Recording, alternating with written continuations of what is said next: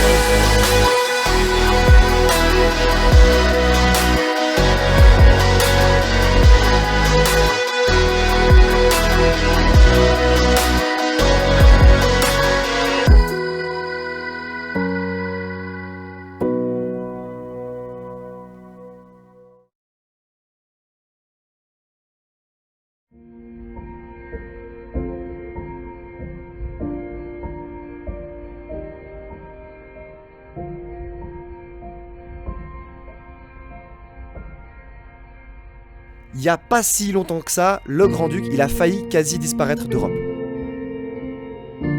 Heureusement, ces dernières années, on a observé un retour progressif du Grand-Duc. C'est pas un hasard, il y a beaucoup de personnes qui ont travaillé sur cette espèce emblématique. C'est un prédateur qui vit la nuit, il est immense, il mange quasiment tout ce qu'il va pouvoir trouver. Et je suis hyper content de pouvoir vous faire un épisode sur cet animal formidable que très peu de personnes ont eu l'occasion de déjà voir. Le Grand-Duc, c'est donc un prédateur nocturne qui a une vision juste formidable.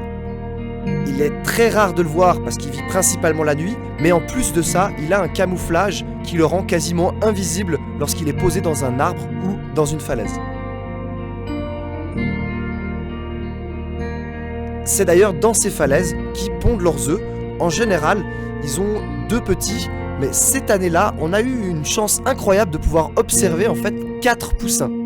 C'est assez rare et on doit dire qu'on s'attendait à voir certains des petits poussins mourir et malheureusement c'est ce qui est arrivé. Vous voyez dans ces images, un des poussins est beaucoup plus petit que ses frères et sœurs et malheureusement la compétition est assez intense entre les jeunes. Ce qui va faire qu'après quelques jours d'observation, malheureusement le dernier petit est mort. Mais restons positifs, il y avait toujours 3 poussins dans ce nid, ce qui veut dire que les populations aujourd'hui de Grand-Duc sont gentiment en train de revenir.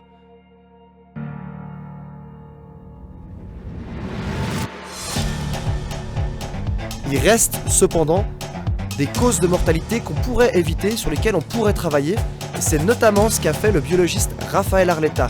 En s'intéressant à cette espèce, il a découvert qu'une partie des Grands-Ducs était confrontée à un problème inattendu, l'électrocution. Et c'est justement ce que je vous propose d'aller découvrir avec lui sur le terrain aujourd'hui. Allez, c'est parti.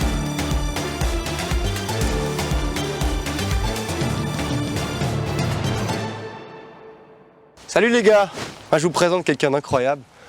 Raphaël Arletta. Salut Raphaël, tu vas bien? Très bien, et toi? Bah écoute, merci beaucoup. Et aujourd'hui, tu as justement décidé de nous emmener ici. Et puis, on est où en fait là? Alors là, on est à Saint-Trifon, dans le Chablais, côté vaudois. Et on est proche d'un site de Grand-Duc qui a été habité par un couple durant assez longtemps. Mais il y a quelques années, je crois que ça fait depuis 2016 ou 2017, le couple n'est plus là. On a pensé que c'était des Grands-Ducs shootés par le train, jusqu'à ce qu'on soit aperçu, pour moi c'était une révélation assez récente, que beaucoup de ces Grands-Ducs finalement qu'on croyait shootés par les trains étaient finalement électrocutés sur certains pylônes dangereux qu'on a le long de certaines anciennes lignes. En fait, en venant se poser sur les pylônes, là, c'est comme ça qu'ils s'électrocutent? Voilà, exactement. Mais ils ne s'électrocutent pas sur n'importe quel type de pylône. C'est souvent des structures de petite taille qui sont problématiques. Si on prend une ligne à haute tension, comme on en a là derrière nous, ben, c'est assez rare qu'il y ait d'électrocution de Grand-Duc parce qu'on a une grande distance entre les structures porteuses et les câbles qui transmettent l'électricité. Parce que le Grand-Duc, il meurt quand lui-même, en se posant, il génère un court-circuit. Et quand on a des pylônes de petite taille avec de la tension moyenne à élevée, là, on on a un risque qui est majeur parce qu'il crée un arc électrique et puis à ces tensions-là, vous ne pouvez même pas faire l'apprentissage d'un petit chatouillis au niveau de l'aile. Vous êtes... voilà, il est foudroyé, il tombe instantanément. Mort subite, il est mort sur le coup. Donc, on a dans le paysage, si vous voulez, des points chauds comme ça, où il y a un risque d'électrocution. Puis on s'est dit, si on veut arriver à permettre à ces grands-ducs d'avoir un meilleur taux de survie, il faudrait déjà recenser tous ces points chauds dans le paysage et ensuite assainir ces endroits où il y a un risque d'électrocution. Donc là, on se trouve justement sur un secteur qui est en train d'être aménagé pour éviter ce type d'électrocution sur le Grand-Duc, c'est ça? Exactement. Donc on est sur un site qui a été longtemps habité par le Grand-Duc. Et ici, on a fait des dizaines de pylônes dangereux le long de la ligne ferroviaire qui ont tué beaucoup de Grands-Ducs au cours du temps. Et là, on est sur le site de Saint-Tryphon où deux choses ont été faites. D'une part, on remplace ces pylônes en forme de lyre par des structures qui sont suspendues. Donc les câbles passent bien au-dessous de la surface où l'oiseau va se percher, ou alors on les assainit avec des gaines qui sont une forme de, je ne sais pas ce que c'est, des polymères, une forme de caoutchouc qui fait que si l'oiseau se pose, il ne s'électrocute pas. Comme des gants, quoi. Voilà, on peut dire. Exactement, mais ce n'est pas le Grand-Duc qui porte les gants, c'est le pylône qui montre patte blanche. Vous n'avez jamais pensé à mettre des gants au Grand-Duc? On n'a jamais pensé à mettre des gants Grand-Duc, on va essayer d'y réfléchir. Ça marche, tu nous en diras alors si vous avez fait ça. Ouais. Et le Grand-Duc reprend du poil de la bête, hein. Peut-être pas uniquement parce qu'on prend des mesures ici, mais parce qu'au niveau international, il y a plusieurs pays qui ont fait des efforts pour essayer d'assainir ces lignes.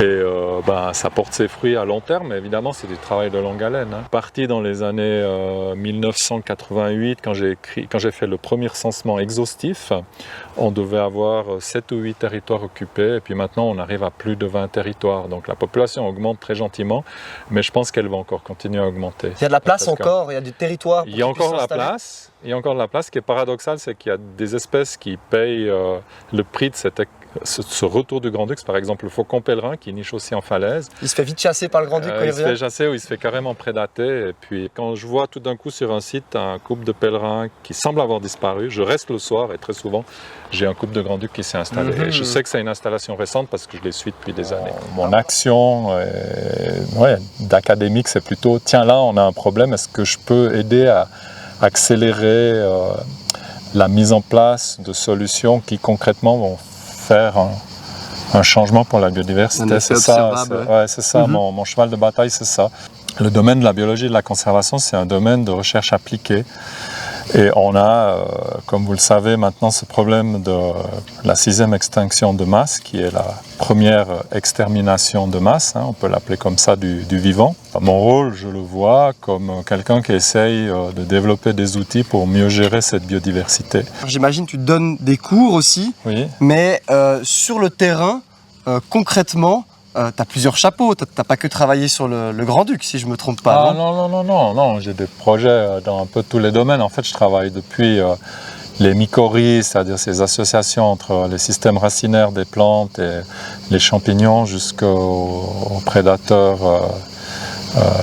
au sommet des chênes, comme le lynx, le loup et leurs proies. Donc non, j'ai une grande palette en fait de projets. Et je veux dire, c'est quand même extraordinaire pour moi de pouvoir, grâce aux étudiants qui font des travaux de bachelor, de master, des thèses de doctorat, grâce au postdoc, de pouvoir mettre des personnes sur les différentes thématiques qui m'intéressent, parce qu'il y a vraiment urgence en la demeure dans bien des domaines. Et ça me fait très peur, en fait, l'aseptisation de nos systèmes avec la perte de biodiversité, parce que, on risque de remplacer tout ça par des choses très très fonctionnelles qui n'ont pas des millions d'années de coévolution derrière elles. C'est clair. Et qui sont moins sujettes, en tout cas à mon admiration, et j'espère bientôt à l'admiration de la majorité de la population. On parle beaucoup de réchauffement climatique ou de destruction du climat. Moi, je parle de destruction du climat. Mais il faut se rendre compte d'une chose, c'est que je pense qu'on n'a pas pris la mesure de ce que ça signifiait de perdre la biodiversité.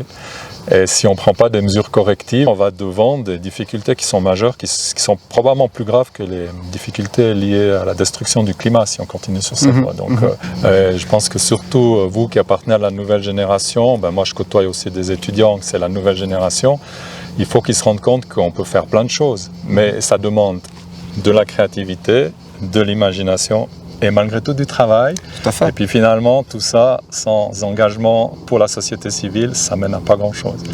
Donc je dis toujours à mes étudiants, quoi que ce soit que vous envisagiez comme carrière future, essayez quand même de toujours vous mettre dans des positionnements où vous faites en sorte que vous soyez les acteurs du changement. Moi personnellement, je suis tout à fait d'accord avec toi. Je J'espère. pense qu'il y a aussi une grande partie du public qui regarde cette série, ils sont aussi d'accord avec toi. Super. Alors j'en profite déjà pour te remercier Mais je... énormément. Ah oui, ça fait longtemps que j'ai pu serrer une main. On va quoi. pas déconner quand même. Ouais. Merci énormément en tout cas d'avoir pris le temps Ouais, c'est un plaisir. de venir faire cette intervention. Et puis j'espère prochainement sur le terrain quoi. Pas de souci, quand vous voulez. Allez c'est parti, on y va. Super.